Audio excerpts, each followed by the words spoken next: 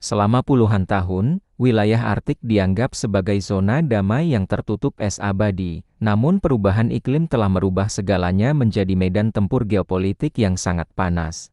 Mencairnya lapisan es kutub utara telah membuka akses ke cadangan minyak dan gas raksasa yang belum tersentuh, serta deposit mineral langka yang sangat krusial bagi industri teknologi masa depan. Amerika Serikat melihat Arktik bukan lagi sebagai wilayah konservasi, melainkan sebagai emas putih yang harus dikuasai untuk memastikan dominasi ekonomi global mereka tetap bertahan dari kejaran China dan Rusia. Eropa, di sisi lain, memiliki pandangan yang sangat berbeda dan lebih sensitif terhadap kedaulatan wilayah. Bagi negara-negara seperti Denmark melalui Greenland dan Norwegia, Arktik adalah halaman rumah mereka yang tidak boleh dikomersialisasi secara sepihak oleh kekuatan luar, termasuk oleh sekutu mereka sendiri, Amerika Serikat. Ketika Washington mulai melontarkan klaim agresif atau tekanan untuk menguasai jalur pelayaran baru di utara, Eropa merasa bahwa saudara tua mereka di seberang Atlantik mulai bertindak seperti penjajah ekonomi yang tidak menghormati batas-batas kedaulatan sekutunya. Persaingan ini menciptakan perang dingin baru, yang unik karena terjadi di dalam tubuh internal NATO sendiri. Amerika Serikat membutuhkan Arktik untuk menempatkan sistem pertahanan rudal dan memantau pergerakan kapal selam Rusia melalui jalur Giuk Greenland Iceland UKGAP. Namun, AS tidak ingin berbagi kontrol ini dengan Uni Eropa secara setara. Washington lebih suka mendikte aturan main, sementara Eropa menuntut transparansi dan pembagian hasil yang adil atas sumber daya yang ada di wilayah kedaulatan mereka sendiri. Konflik kepentingan ini memicu kecurigaan yang mendalam di kalangan diplomat Brassel. Eropa mulai menyadari bahwa ketergantungan militer mereka pada AS selama ini telah dijadikan alat tawar oleh Washington untuk mengeksploitasi kekayaan alam di utara. Ancaman terselubung AS yang menyebut bahwa mereka hanya akan membelah negara-negara yang memberikan akses eksklusif ke wilayah Arktik telah merobek semangat pasal 5 NATO tentang pertahanan kolektif. Kini, NATO tidak lagi menghadapi ancaman dari luar saja, melainkan sedang digerogoti oleh keserakahan dari dalam. Logika kekuasaan di Arktik memaksa setiap negara untuk memperkuat kehadiran fisik mereka. Kita melihat peningkatan aktivitas militer yang belum pernah terjadi sebelumnya di lingkaran kutub, mulai dari pembangunan pangkalan radar hingga patroli kapal pemecah es. Namun, yang mengerikan adalah jet-jet tempur AS dan Eropa kini sering bersinggungan di wilayah udara yang sama dengan rasa saling curiga yang tinggi. Arktik telah menjadi saksi bisu bagaimana aliansi yang dibangun selama 80 tahun bisa retak seketika hanya karena perebutan akses energi dan jalur logistik baru. NATO saat ini sedang menghadapi krisis identitas paling parah sejak didirikan pada tahun ke-1949. Perselisihan antara AS dan Eropa mengenai klaim wilayah Arktik telah menciptakan dua kubu yang saling berseberangan di dalam markas besar mereka di Brassel. Kubu pertama adalah negara-negara Eropa daratan yang dipimpin oleh Prancis dan Jerman yang menyerukan otonomi strategis. Dan kubu kedua adalah Amerika Serikat yang bersikeras bahwa mereka adalah pemimpin mutlak keamanan transatlantik. Arktik hanyalah pemantik dari bom waktu. Ketidakpuasan Eropa yang sudah lama terpendam terhadap hegemoni Amerika. Eropa mulai meragukan apakah AS benar-benar akan membelah mereka jika konflik pecah di wilayah utara. Muncul kekhawatiran bahwa AS hanya akan memicu ketegangan dengan Rusia di Arktik demi kepentingan mereka sendiri. Sementara Eropa yang akan menanggung beban hancurnya stabilitas ekonomi dan keamanan di benua tersebut.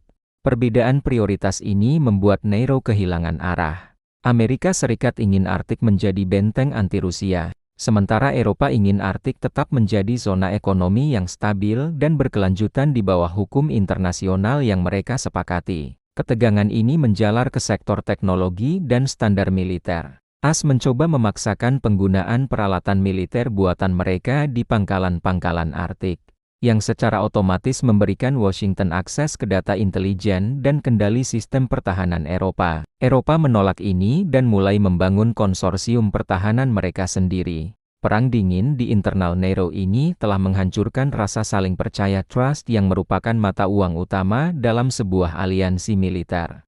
Tanpa kepercayaan, NATO hanyalah sekadar organisasi di atas kertas tanpa taring yang nyata. Logika AS yang melihat Greenland sebagai aset yang bisa dibeli atau ditekan telah menghina martabat bangsa Denmark dan Uni Eropa secara keseluruhan.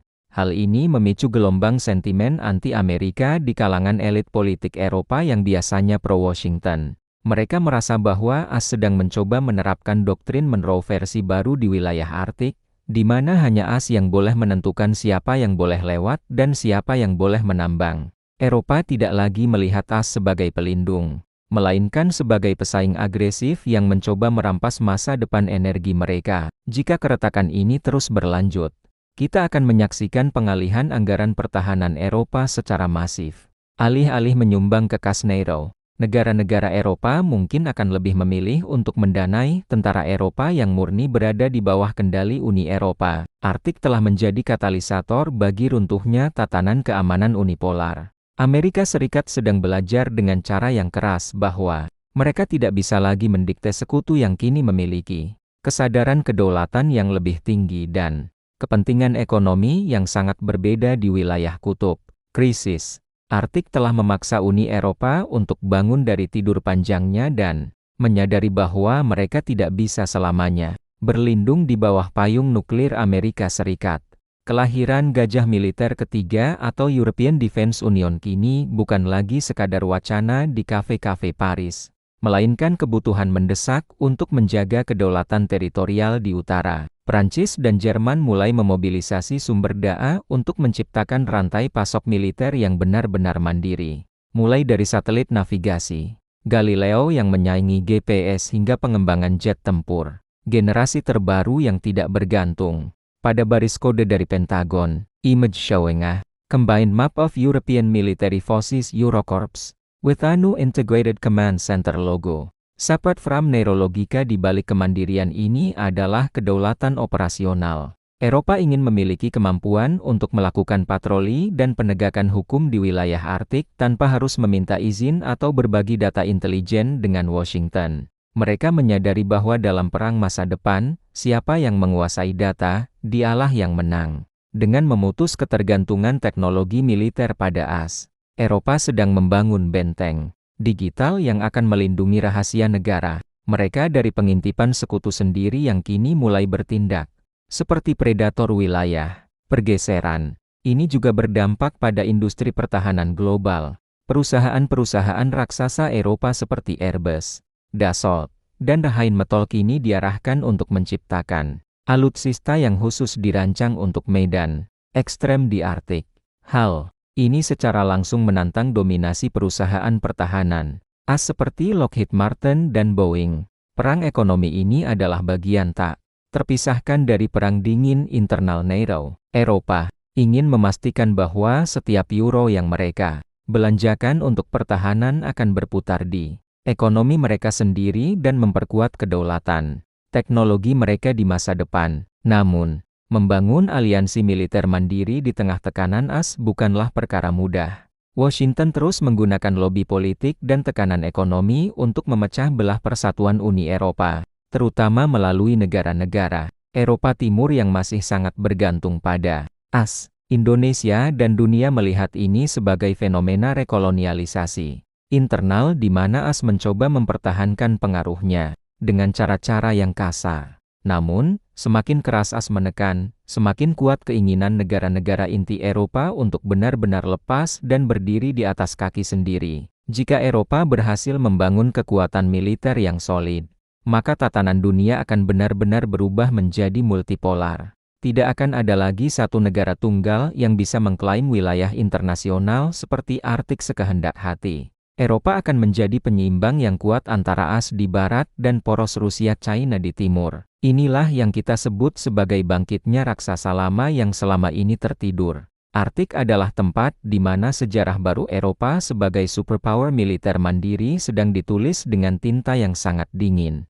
Di tengah pertengkaran hebat antara Amerika Serikat dan sekutu Eropanya, dua raksasa lainnya Rusia dan China sedang tersenyum lebar melihat NATO menghancurkan dirinya sendiri dari dalam. Rusia, yang menguasai garis pantai Arktik terpanjang, sangat diuntungkan karena musuhnya tidak lagi bersatu. Tanpa komando terpadu NATO yang solid, Rusia lebih mudah melakukan diplomasi pecah belah terhadap negara-negara Eropa secara individu, menawarkan jaminan keamanan energi sebagai imbalan atas pengakuan klaim wilayah mereka di utara. China, di sisi lain, sangat agresif mempromosikan visi Jalan Sutra as Polar Silk Road. Mereka memanfaatkan keretakan as Eropa dengan menawarkan investasi besar-besaran di infrastruktur, pelabuhan dan kabel fiber optik bawah laut di wilayah Arktik. China memposisikan diri sebagai mitra yang lebih sopan dan kurang mendikte dibandingkan Amerika Serikat. Bagi negara-negara Eropa yang sedang marah pada Washington, tawaran modal dari Beijing tampak seperti alternatif yang menggiurkan, meskipun tetap menyimpan risiko ketergantungan ekonomi jangka panjang. Kekacauan di internal NATO ini memberikan ruang bagi Rusia dan China untuk menggambar ulang aturan main internasional di Arktik melalui forum-forum yang tidak melibatkan AS. Mereka ingin melemahkan hukum laut internasional UNCLOS yang selama ini didominasi Barat dan menggantinya dengan kesepakatan-kesepakatan baru yang lebih menguntungkan posisi mereka sebagai penguasa daratan dan modal di utara. Jika AS dan Eropa tidak segera berdamai, mereka akan mendapati bahwa saat mereka selesai bertengkar, Arktik sudah dikuasai secara de facto oleh poros Moskow-Beijing. Skenario Perang Dingin baru ini juga bisa menjadi pemantik bagi Rusia untuk menyelesaikan kampanye militernya di Eropa Timur tanpa takut akan intervensi NATO yang efektif. Selama AS dan Eropa masih sibuk berdebat soal siapa yang berhak atas nikel dan gas di Arktik, koordinasi bantuan militer untuk Ukraina atau negara Baltik akan terhambat oleh ego masing-masing. Ini adalah momen yang sangat berbahaya bagi keamanan global, di mana egoisme teritorial antar sekutu bisa menyebabkan runtuhnya seluruh sistem pertahanan yang telah menjaga perdamaian dunia selama puluhan tahun. Inilah paradoks geopolitik abad ini. Amerika Serikat, dalam upayanya mengejar dominasi di Arktik untuk membendung Rusia dan China, justru melakukan tindakan yang membuat sekutunya sendiri berpaling ke arah Rusia dan China. Ketidakmampuan Washington untuk berbagi kekuasaan telah menjadi senjata makan tuan. Dunia kini melihat bahwa musuh terbesar NATO saat ini bukanlah rudal-rudal Moskow, melainkan ketidakmampuan para anggotanya untuk menekan ambisi masing-masing di tengah godaan kekayaan alam yang muncul dari balik es yang mencair. Sebagai penutup pembahasan Meresan Geonusa Jurnal hari ini, kita harus melihat bahwa keretakan antara Amerika Serikat dan Eropa di Arktik adalah peluang emas bagi Indonesia. Saat raksasa-raksasa di utara sibuk bertikai dan meruntuhkan aliansi mereka sendiri, dunia membutuhkan titik stabilitas baru yang bermartabat. Indonesia, dengan posisi strategis sebagai poros maritim dunia dan pemimpin alami global South, memiliki momentum untuk muncul sebagai gajah ketiga yang akan menyeimbangkan tatanan dunia yang baru ini. Kita tidak boleh hanya menjadi penonton dalam drama Arktik ini.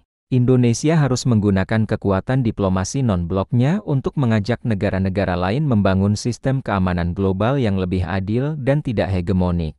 Kegagalan NATO mengajarkan kita satu hal penting, kedaulatan adalah harga mati yang tidak bisa ditukar dengan payung keamanan negara manapun. Indonesia harus terus memperkuat kemandirian militer dan teknologinya sendiri agar kita tidak pernah terjebak dalam dilema yang sama seperti yang dialami Eropa saat ini. Visi Indonesia Emas 2045 harus dirancang untuk menjadikan kita superpower penyeimbang. Saat AS kehilangan kepercayaan sekutunya dan Rusia China dianggap agresif, Indonesia bisa menawarkan model kepemimpinan Nusantara, sebuah cara berdiplomasi yang mengedepankan musyawarah, penghormatan terhadap wilayah, dan kemakmuran bersama tanpa paksaan. Kekayaan alam kita, mulai dari nikel hingga keanekaragaman hayati, harus dikelola dengan cerdas sebagai daya tawar politik untuk memastikan suara Indonesia didengar di meja perundingan paling elit sekalipun. Marilah kita kawal bersama transisi besar dunia ini.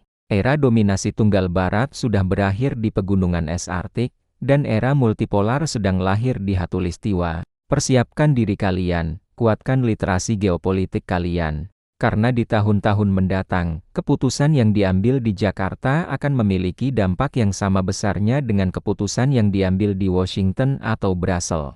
Indonesia bukan lagi masa depan, Indonesia adalah hari ini bagi dunia yang sedang mencari keseimbangan baru. Waktu telah menunjukkan pukul 23 WIB, menandakan berakhirnya sesi live streaming maraton kita hari ini. Terima kasih kepada seluruh rekan Geonusa yang telah setia menyimak analisis mendalam ini.